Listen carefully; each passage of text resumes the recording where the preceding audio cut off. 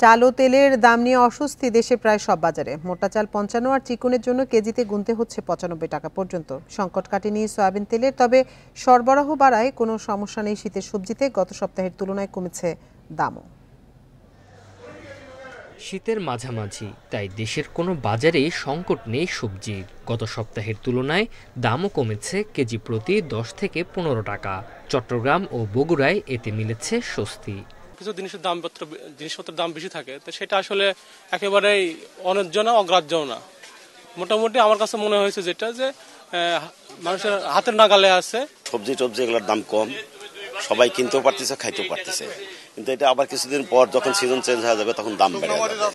তবে সেই স্বস্তি হারিয়েছে তেল ও চাল কিনতে গিয়ে। খুলনায় গত সপ্তাহের চেয়ে কেজিতে ৩ টাকা পর্যন্ত বেড়েছে চালের দাম। মোটা চাল ৫৫ আর চিকনের জন্য গুনতে হচ্ছে ৮০ থেকে ৯৫ টাকা পর্যন্ত। বর্তমান তো চালের সিজন, ধান উঠছে, এই সিজনে এত টাকা চালের দাম হওয়া কোনোভাবেই উচিত না। এই সপ্তাহ বিক্রি করতেছি ৫৫, আবার কোনোটা ৫৬ বিক্রি করি, আর মাঝারিটা বিক্রি করতেছি ৬৫, ৬৬। অন্যদিকে বরিশালের বাজারে এখনও আছে সয়াবিনের সংকট। খোলা বিক্রি লিটার ১৯৫ টাকা। সয়াবিন তেলের দামটা অনেক বেশি। এখানে খুচরা সয়াবিন তেলের মূল্য এখন ১৯৫ টাকা লিটার, যেখানে বোতলের মূল্য ১৭৫ টাকা লিটার। তো আমার মনে হয় এখানেও সরকারের মনিটরিং বাড়ানো উচিত। ঊর্ধ্বমুখী মাংসের বাজারও। ব্রয়লার ১৯০, সোনালী ৩২০ ও ১ কেজি দেশি মুরগির জন্য গুনতে হচ্ছে ৬৮০ টাকা। আর গরুর মাংসের দাম ৭৫০ থেকে ৮০০ টাকার মধ্যে। Tanzil Hasnat, Independent News. এ নিয়ে আরো জানাতে এবার সিলেট থেকে আমাদের সাথে যোগ দিচ্ছেন সহকর্মী রানা মজুমদার। রানা, সিলেটের আজকে বাজার পরিস্থিতি কেমন দেখছেন? সেখানে সয়াবিন তেল এবং চালের দাম কেমন দেখছেন?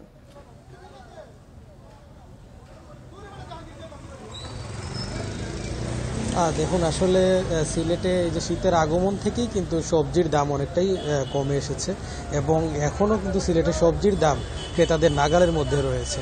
তবে ক্রেতারা যে বিষয়টি নিয়ে বেশি অভিযোগ করছেন সেটি হলো যে চালের দাম বাড়তি, পাশাপাশি যে সয়াবিন তেল রয়েছে সেটিও অনেক ক্ষেত্রেই কিন্তু সিলেটের অনেক বাজারে, অনেক দোকানে সংকট রয়েছে।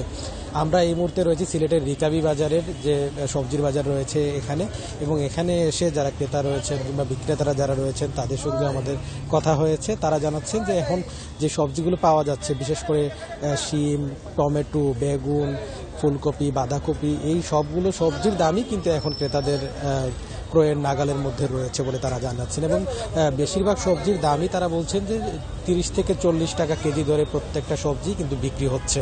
এবং আরেকটি বিষয় হচ্ছে যে এই যে সবজিগুলো যেগুলো আনা হচ্ছে সেগুলো কিন্তু অনেক ক্ষেত্রে লোকাল সবজিও কিন্তু তারা আনার চেষ্টা করছেন। অর্থাৎ তারা বলছেন যে যারা সিলেটের মধ্যেই বিভিন্ন উপজেলায় কিংবা সিলেটের আশেপাশের এলাকাগুলোতে যারা সবজি ক্ষেত করছেন তাদের কাছ থেকেও কিন্তু তারা এই মুহূর্তে সবজি আনার চেষ্টা করছেন। এবং এর কারণে কিন্তু মূলত সিলেটের বেশিরভাগ বাজারেই এখন সবজির দাম হাতের নাগালের মধ্যে রয়েছে।